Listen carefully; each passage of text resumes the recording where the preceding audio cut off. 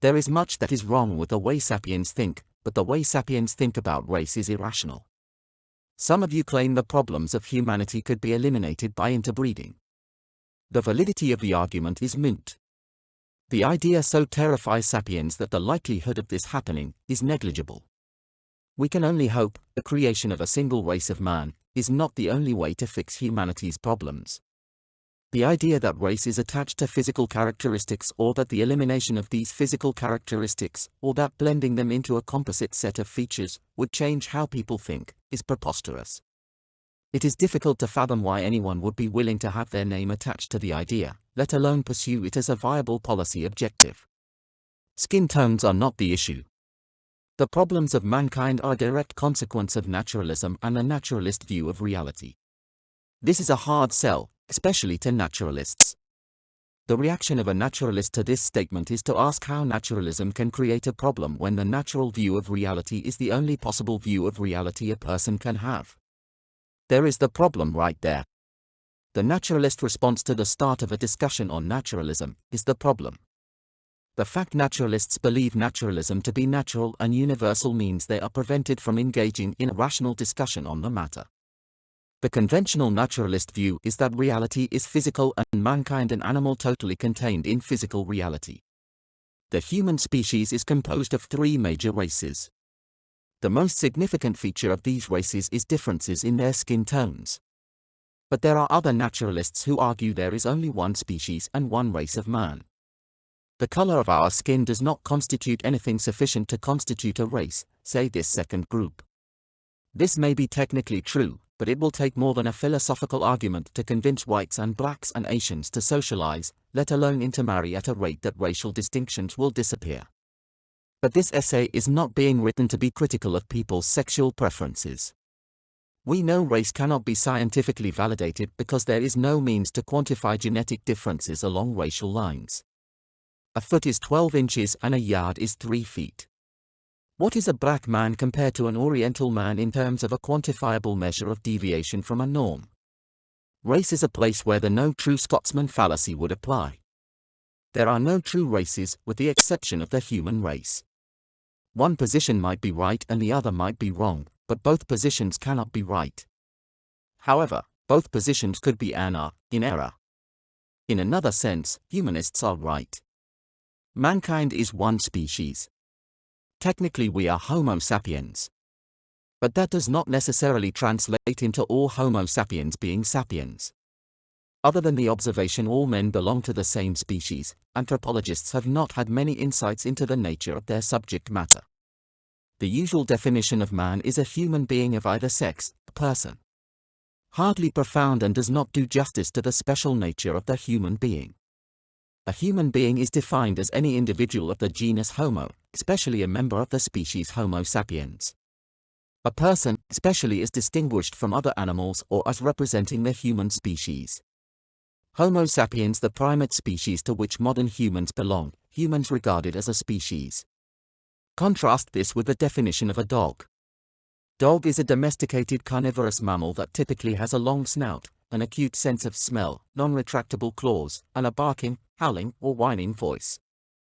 It is rather strange that we can fashion such concise and clear definitions of everything but as humans. But the problem is, as we indicated above, man thinks his nature can be encompassed by the listing of a few physical characteristics, the way all other life forms can. This is the naturalist fallacy. Man is not an animal, not a part of the natural world, and he is not physical. The banality of the definitions, if they can be said to meet the threshold of what a definition is, are the result of trying to define what is spiritual using what is physical. Anthropologists are too liberal to use anything that would suggest mankind is anything but animal, as a defining characteristic. Can anyone imagine defining man as the God-believing creature, or the creature able to transmit and decipher information using coded symbols? Men are not physical and not natural, they are a product of culture. We created the culture that created us. We are a cultural embedded life form and distinctly not animal. Man, it has been said, is a cultural bearing creature. But this is not entirely correct because we do not just carry or perpetuate it, we customize it, we create it. Human beings are managers, which means we manage or create our future. We are the only species or being that manages his future and in so doing leave being as a trail we call culture. Culture is the path we make as we pass through time. Management is a human preoccupation, but there are two kinds. There is an animalistic kind of management. It is not part of the animal way of living, but it is culturally akin to that, as it is based on the management of physical reality. This is the liberal system of management. But this being said, as we look at our path through time, we are aware that our cultures are the product of a simple and single management philosophy. We refer to this system as the liberal system of management. If we wish to define a human race, we define them as liberals, due to their usage of a management system that is decidedly liberal. In case the implications of this kind of thinking is not grasped, what this means is that the present race of man is defined by a management system that is not only liberal but decidedly flawed. The flaws in the liberal system makes the lives of those embedded in it and part of it flawed. Does anyone wish to argue that human beings are perfect? Yet, the possibility of perfection exists, though this may be news to liberals and disheartening to those who manage their world.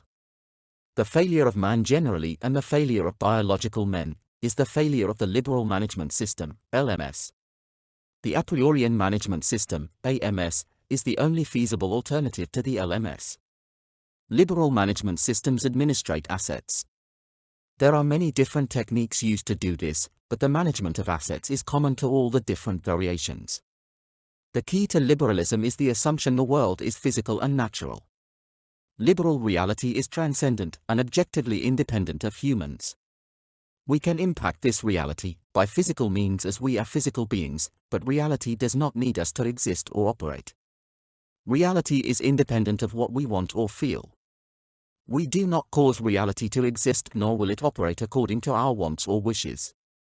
Regardless of if a supernatural entity is thought to exist or not, liberals believe reality to be suitable for human habitation must be administrated. Administration as an idea implies management of property. Management of property implies the manager has power and authority over the property he manages. With this power over property, the administrator of property has control over other persons who are dependent on this property for their survival. The ability of an individual to manage complex systems is limited, and so liberal management systems are always hierarchical. Administrations invariably exhibit steep power gradients that concentrate power and resources at the top. So far so good. But even given the proposition that the world is natural and physical, who gave a liberal the right to claim ownership of any of this natural world? It is common for liberals to mock the discovery narrative when applied to white nations like England, discovering new lands. But what gave natives the right to lay claim to the North American landmass? If it is first come, first served, who knows who was first and who slaughtered who to claim the spoils of war? If one race can kill off a predecessor and claim their lands, then we can all do it. Do people have a level of authority over territory according to the date of arrival to it or birth on it? What is the system we are using to assign administrative positions? But if one mocks the idea of white men claiming lands, they were not the first to see. What of other men and women who claim the land upon which their suburban ranch house sits? If Columbus cannot claim the West Indies for Spain, where does the Spanish authorities get the right to assign or sell property anywhere in Spanish lands? If natives can lay claim to what they came across, why can't European nations do the same? What right has anyone to claim any part of nature, other than the power given them by their ability to kill those who oppose their claim? Even giving the land to native claimants does not settle the issue how they will apportion it. As history tells us, there was perpetual warfare between tribes over territorial rights, as it is between animals. There is in fact no judicial solution to the issue of ownership within the liberal justice system. One either resorts to warfare to settle international issues, or submits to the superior power of the state to settle countervailing claims within nations. Without a steep gradient of power, liberalism has no authority and no solutions. Though liberals are loath to admit it, the weakness of their system is playing out before their eyes. The fight for power and property is becoming more desperate. Liberals have rejected the judicial option. Whether one is talking about BLM, Me Too, repartitions, judicial appointments, native land claims, or the liberal management system itself. Liberals want law replaced by emotional rights and benefits linked to intersectional scores. Liberals no longer trust the judicial process. Feeling is reality, for liberals. This association of what is real with how it makes one feel may seem innocuous. But feelings are not intrinsic to matter. Rocks do not feel sad. What is further from the naturalist position than the politics of gender identity? Why do those who undergo gender reassignment surgery only have the other sex to choose, not 50 genders? Regardless, the domination of emotion has always been an element of the liberal psyche. Even in the Garden of Eden, Eve was swayed by the appearance of the fruit. But the preeminence of emotion in the liberal psyche has moved prominently to the foreground. To understand the LMS better, think of an undiscovered and unsettled island. Jack discovers this place and lays claim to it. He settles it, and so it seems it is his. But Fred arrives with 3,000 men and kicks Jack and his family and friends off of the island. There may be a court to apply to for restitution, and there may not be. Even if there is a court able and willing to hear the case, if they do not have the military might to enforce their ruling, the adjudication is moot. Liberal management comes down to relative power dynamics. One has sufficient power to enforce one's will on others, or enlists the aid of someone stronger who will assist you. Other than that, you lose your rights. Liberalism requires a power disparity to work. The stronger power is the administrator that decides right from wrong. Truth and justice exist in liberalism, but only within the pyramid of power.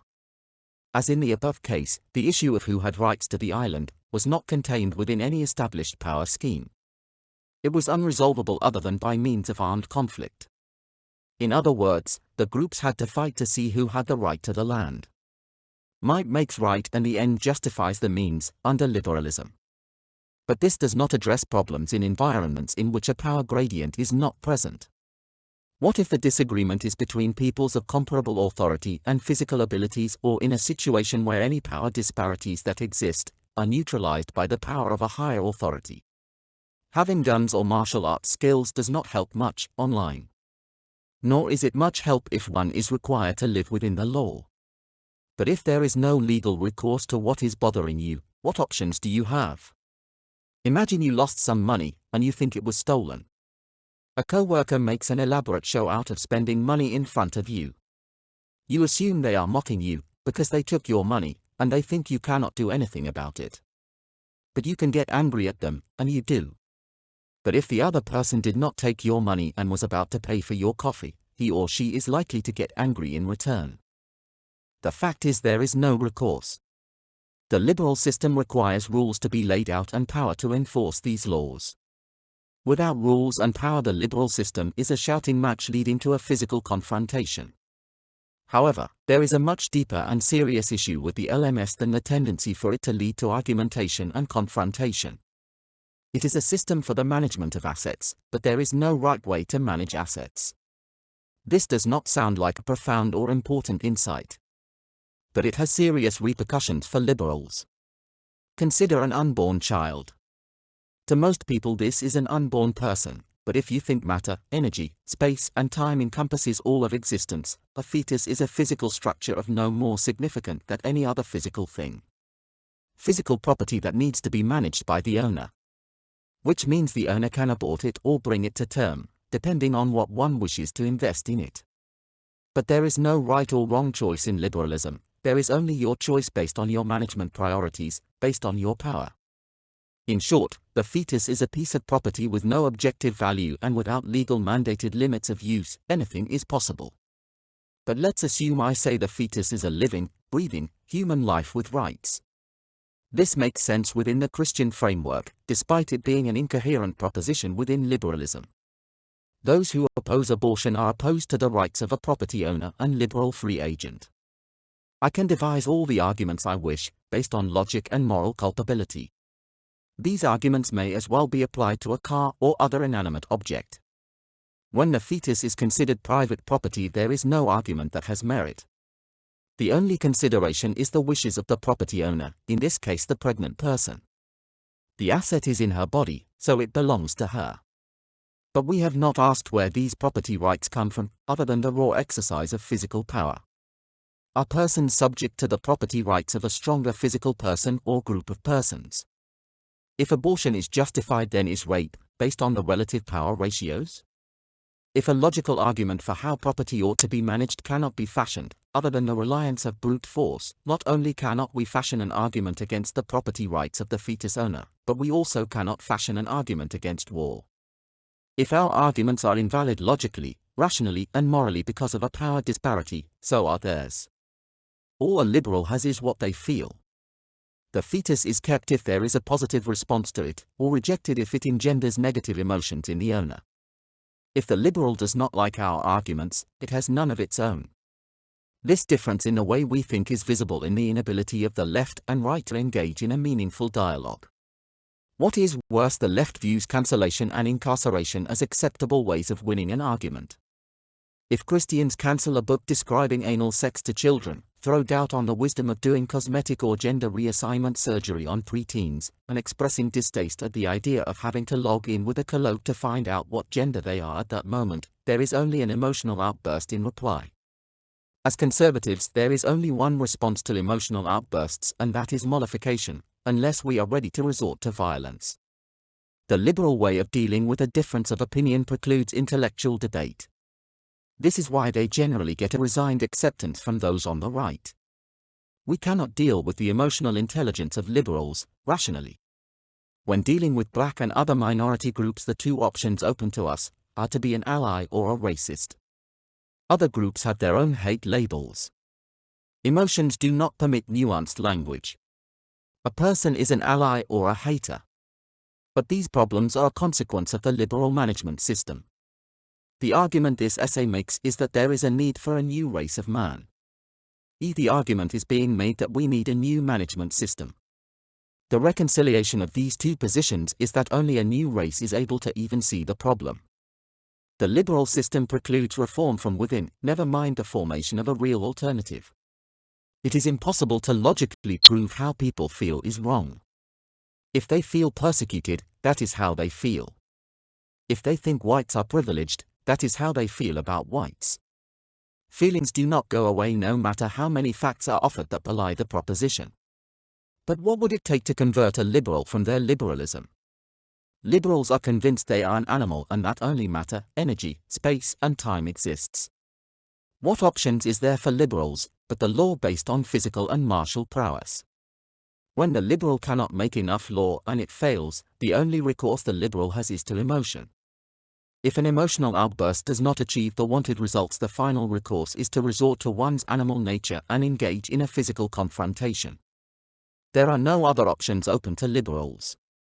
There is no logical reason not to kill anyone who disagree with you, if as an animal your survival seems tied to the protection of your territory. Communists and fascists run into the problem of framing a nuanced response all the time. They may not like what is being done, personally, but on what grounds can they forbid it, other than that it conflicts with state security? Liberals cannot logically refute what others feel without calling into question the sovereignty of their own feelings. This is why abortion is such a high priority with the left. The freedom to kill the powerless is the ultimate expression of freedom, if you are a liberal. Changing management systems is not as simple as changing clothing styles. It comes down to changing who you are and how you think. We are defined by how we manage our resources. This actually is not the same for all persons. Despite assumptions by one group, at least, that there is only one possible way to live. If we are liberals and think everything is physical, including ourselves, there are only physical assets or property to be managed. Those who think they are animals act like animals and assume this is how everyone else will act. Animals need to be contained, using rules and brute force if necessary. Animals act from instinct, which we experience as emotion. They respond emotionally. We call this being triggered. There is no rational component in how an animal behaves. There is no cerebral activity between stimulus and response. One cannot explain to a dog, the postman is here to deliver mail and not to steal puppy chow. Humans need to rise above this physical and animal state, but we cannot do this and remain animalistic or from within the liberal management system. This is why a new race is required to implement a new theory of management. The liberal system of management is a consciousness located in the ego, the animal part of the brain. Liberalism holds the species in an animalistic state. More and more they are becoming beasts with the appetite and habits of beasts. Sapiens are asset managers. Sapiens will fight over bones and territory as all beasts fight over physical things. A higher life form is needed to manage information. This is especially true when it comes to value-based information, such as is the case when we talk about equity. Equity management puts humanity on a different plane of existence. Ecclesia manages information, which is a spiritual thing. Information is not physical. Information is what confounds liberals. Sapiens think it is physical assets that create wealth. Liberal wealth managers are like dogs hiding bones or squirrels hiding seeds. Ecclesia value information, especially information about value. It is the production of equity that gives us merit, not the property liberals accumulate. What good is this property and power if we produce no equity or amounts inadequate in relation to the resources we control? The liberal system centralizes power and resources. Ultimately, globalism is the result. The formation of a one-world fascist state in which power and property is concentrated in the office of one supreme ruler is what liberalism is about. This is what the Tower of Babel story illustrates. Babylon was creating an artificial mountain for an artificial hierarchy of power on which to seat a false god. The Ecclesia. Ecclesia are management protocols administrating information about values. People ask what the church is if it is not people in pews or buildings. The church is not a physical thing. The church is spiritual, not physical. It is not possible to see the church in the way we see a house or car. The church is an information management system that eliminates the protocols of liberalism. It is not our place to lord it over others of our kind, by means of property ownership or high office.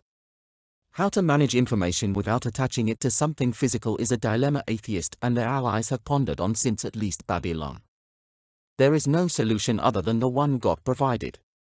This they have consistently rejected. The Ecclesia forms a council which becomes the owner of record for all assets. As such, Ecclesia represent God on earth as it is the body of Christ on earth. The Ecclesia therefore assumes ownership of all assets as a matter of convenience when dealing with the agents of Satan.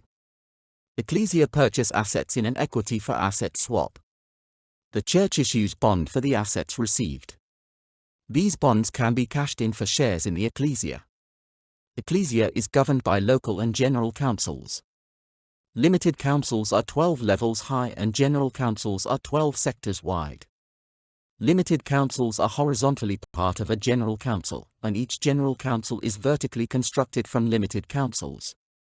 Each council is headed by a chairperson. The chairs of the lower councils form the members of the next higher level council. The Ecclesia is fractal and modular. Councils operate under the principle of subsidiarity. Goods and services are priced according to the labor theory of value. Each of the 12 sectors represents a different occupation, example the construction sector, the health and welfare sector, the educational sector, and so on. A local council administrates each occupational sector. A general council deals with intersectional issues. Economic development and the transfer of resources between sectors are examples of things a general council would adjudicate. All work done by members is paid for.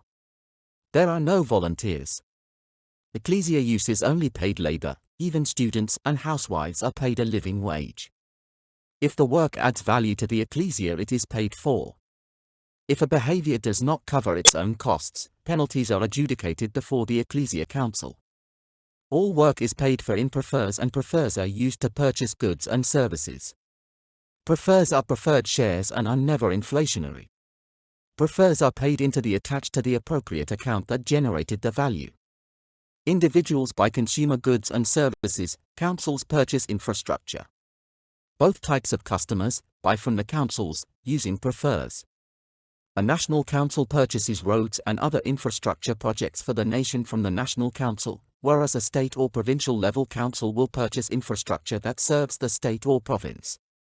Neighborhoods, cities and regions all have their councils, and these purchase infrastructure from the sectors as needed, using prefers as the unit of account. When a purchase is made, the seller's account is credited, and the buyer's account is debited. Prefer accounting is never inflationary and produces no interest-bearing debt.